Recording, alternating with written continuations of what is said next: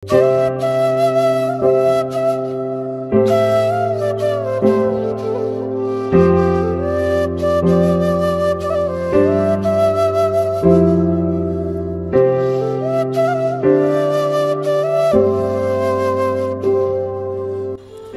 ভাই রক্তে রাঙানো 21শে ফেব্রুয়ারি আমি কি ভুলিতে পারি।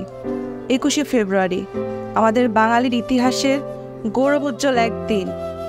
এই দিনটি আমাদের মনে করিয়ে দেয় ভাষা শুধুমাত্র মনের ভাব প্রকাশের মাধ্যম নয়, এটি আমাদের পরিচয়, আমাদের আত্মার প্রতীক।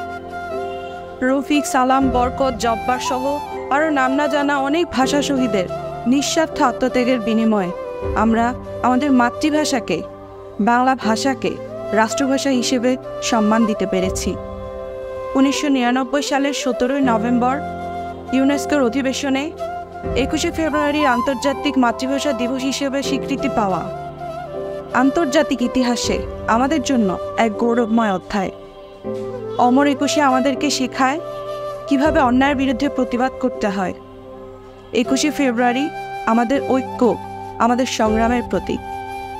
তাই 21শে ফেব্রুয়ারিকে শুধুমাত্র আনুষ্ঠানিকতায় সীমাবদ্ধ রাখলে চলবে না, এর মর্ম আমাদের উপলব্ধি করতে হবে।